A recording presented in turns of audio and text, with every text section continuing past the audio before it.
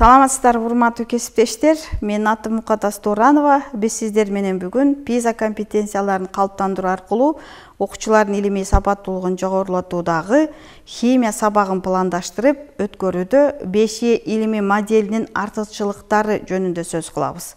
Химия сабагын пландаштырып өтүүдө 5E моделинин өзгөчөлүктөрү. Сабактын 5E модели бул окуучуларды илимий сапаттуулукка, систематикалык ой жүгүртүүнү өнүктүрүүгө, билимди натыйжалуу өздөштүрүүгө жардам берүүчү заманбап окуу ыкмасы. 5E илимий окуу модели 5 этапты өзүнө камтыйт. Алар кызыктыруу, изилдөө, түшүндүрүү, түзүү жана баалоо. 5E модели боюнча сабактын 5 этаптарыны баарына токтоло кетсек.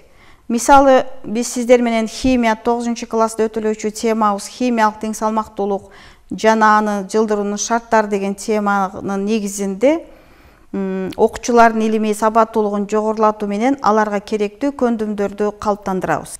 Биринчи этабыбыз бул кызыктыруу. Окуучулардын кызыгуусун арттыруу үчүн мугалимдер алардын көңүлүн бурдуруп, алар менен байланыш түзүү керек. Мисалы, сабакты ачуу үчүн жөнөкөй суроо берилет.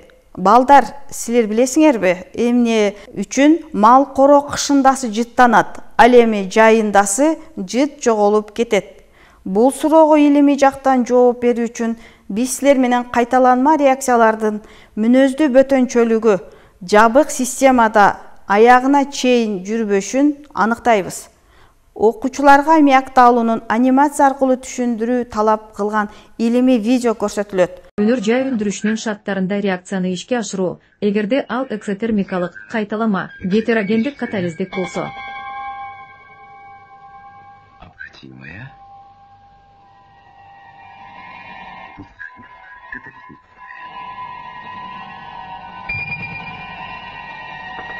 Келгиле, ирети менен баштайлы.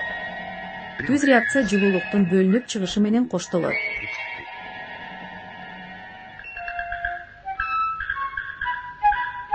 Температура канчалык жогору болсо, ошончолук казанмак пайда болот. Кантип кылуу керек? Балким температураны төмөндөтүү керекпи?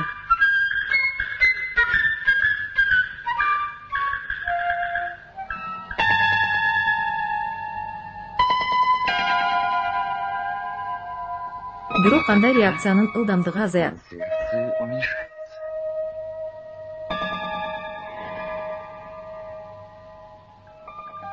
Реакцияга 1 көлөм азот жана 3 көлөм суутек кирет. Ал эми 2 көлөм аммиак алынат.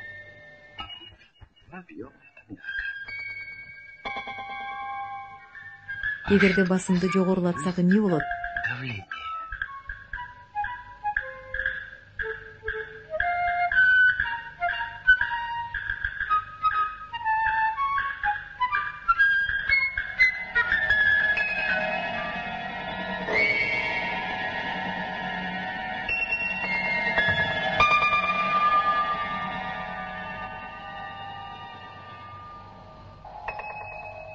Чынында эле, бул учурда химиялык тең салмактуулук аммиактын пайда болушу тарапка жылат.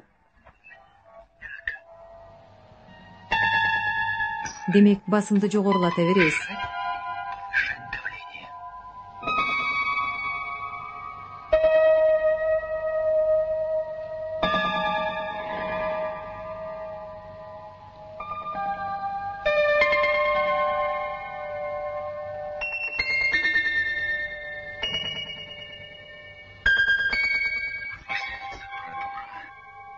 Энергиянын чыгымдары көбөйөт, конструкциялык материалдарга талаптар өсөт. Эч нерсе эмес, эң негизгиси натыйжа. Тилекке каршы, басымды жогорулатууда, температураны төмөндөтүүдө каалаган натыйжаны бербейт. Тилекке каршы, энергияны жогорулатуу эмес, конструкциялык материалдарга талаптар өсөт. Эч нерсе эмес, эң негизгиси натыйжа. Реакциянын ылдамдыгы жетиштүү чоң болгон температура жана техникалык жактан ишке ашыруу оңой болгон басым керек.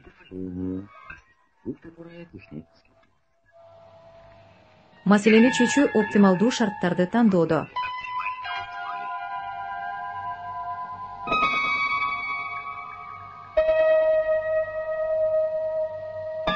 Бирок баары эске алындыбы? Ал эми катализатор.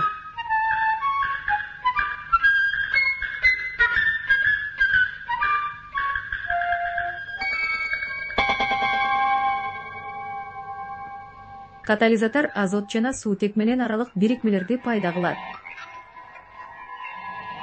Андан кийин алар аммиакка айланат. Мында реакциянын жүрүшү үчүн зарыл болгон энергия азаят. Бирок бул эмне? Катализатор кайтарым реакцияны да тездетет. Аммиактын ажырашы.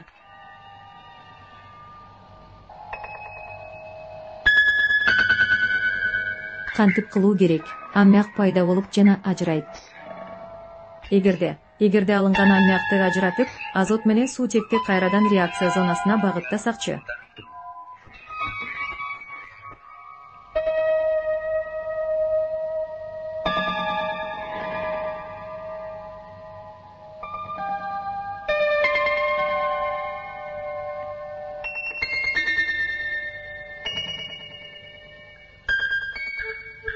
Демек, синтездин оптималдуу шарттары. Салыштырмалуу төмөн температура. Орточо басым. Арзан активдүү туруктуу катализаторду колдонуу. Жабык циклде азот суутек аралашмасынын мегакраттык циркуляциясы. Экинчи этап изилдөө этабы. Окуучулар өз алдынча иш аракет аткара башташат. Эгерде анимацияга көңүл буруп карап чыгышса, берилген суроого жооп таба алышат. Демек, бул этапта суроолорду беришип жана көйгөйлөрдү аныкташат. Изилдөөлөрдү пландаштырышат. Кээ бир учурларда өздөрү эксперимент жүргүзүп жана чечимдерди чыгарышат. Маалыматтарды талдап жана чечмелешет. Андан кийин 3-чү этапка өтүшөт. 3-чү этап бул түшүндүрүү этабы. Бул этапта окуучулар өздөрүнүн изилдөөлөрүн пландаштыруу менен презентация жасай алышат жана башка ыкмалар дагы колдонсо болот. Байланыш далилдерин колдонуу менен идеяларын баалашат жана коргошот. Негизделген чечимдерди кабыл алуу менен моделди иштеп чыгышат. Аны колдонуу мыйзамдарын дагы сунуштай алышат. Андан соң окуучулардын түшүндүрмөлөрүнө мугалим кунт коюп угуу менен эгерде туура багытта түшүндүрүү жүрсө, окуучулардын иш аракеттерин толуктоо менен 4-чү этапка өтүшөт. 3-чү этапта окуучулар төмөндөгүдөй иш аракеттерди жасай алышат. 3-чү этапта окуучулар кандай иш аракет жасашат? Le Chatelier принцибин түшүндүрүүдө аммиакты алуу мисалында көрсөтө алышат. Шарт өзгөрсө, реакция кандай багытта жылат деген суроо пайда болот жана анын үстүндө иш алып барышат. Кыскача топтук талкуу жүргүзүшөт. Бул жерде басым, температура өзгөргөндө эмне болот деген суроого жооп табышат да, жооптор флипчарт жана тактада түшүндүрүлөт. Кийинки слайдда сиздер окуучулар бизге бере турган мүмкүн болгон жоопторду көрүп турасыздар. Эгерде азыр слайдда көрүп аткан жоопторду окуучулар бизге бере алса, анда биз 4-чү этапка толугу менен өтө алабыз. 4-чү этап кеңейтүү этабы же түзүү деп да коебуз. Бул этапта мугалим окуучуларга сабактан тышкаркы жаңы жана реалдуу кырдаалдарга фактыларды кеңейүү менен аны колдонуу аркылуу концепцияны бекемдейт. Бул учурда окуучулардын темага болгон түшүнүгү кеңейип, өтүлгөн теманы жашоо шартта илимий чөйрөдө кеңири түшүнүп колдонууга мүмкүнчүлүк түзөт. Өнөр жайда аммиакты Габер процессинин натыйжасын да алышат. Реагенттер суутек жана азот 3-1 чейинки малярдык катышта аралаштырылат. Реакция өтө жогорку басымда 30-дан 5-10 чейинки аралыкта жана Цельсий боюнча 400-500 градуска чейинки температурада жүрөт.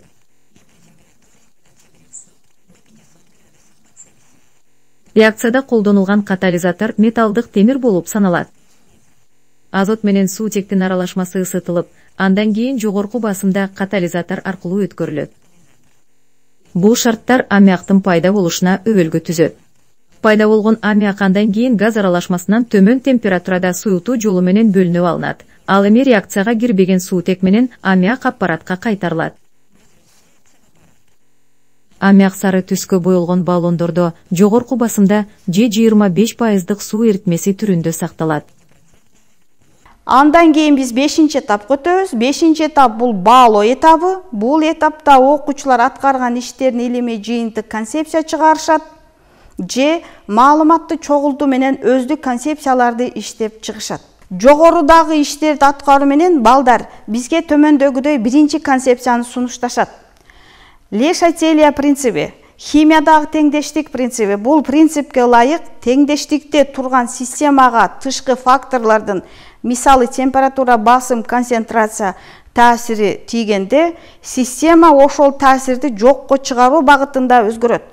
Жөнөкөй тилде айтканда, эгерде системанын теңдештигин бузуучу бир нерсе болсо, система ошол бузууну түзөтүүгө аракет кылат. Экинчи концепция температура. Эгерде реакция экзотермикалык болсо, жылуулук бөлүнөт. Температураны жогорулатсак, теңдештик реакциянын тескери багытына карай жылат. Анткени система ашкыча жылуулукту азайтууга аракет кылат. Эгерде басымды өзгөртсөк, газдуу реакцияларда басымды жогорулатса, молекулалардын саны азайыш багытында теңдештик жылат. Үчүнчү учуру концентрацияны өзгөртүү менен реакциянын биринин концентрациясын жогорулатса, теңдештик пайда болгон заттар багытына карай жылат. Үчүнчү концепция бул принцип химиялык процесстерди башкарууда жана оптималдаштырууда маанилүү роль ойнойт. Келип чыккан концепциялардан окуучулар кызыктыруу этабында мугалим берген суроого толук түшүндүрмө бере алышат.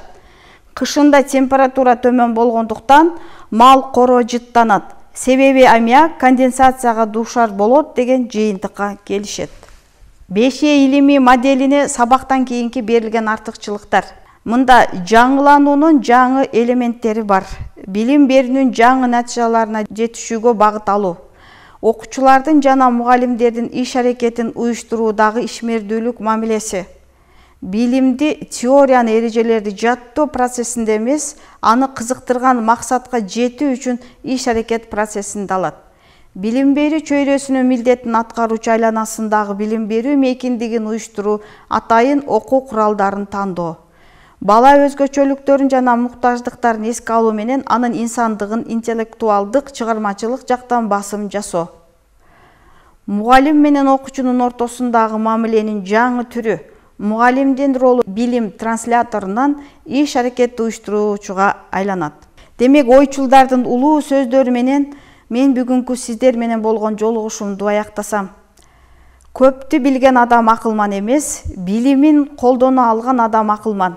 Демек, биз окуткан окуучуларыбыз алган билимдерин турмушта курал катары колдоно ала тургандай илимий билим берүүгө аракеттенишүүбүз керек. Көңүл бурганыңыздар үчүн чоң рахмат.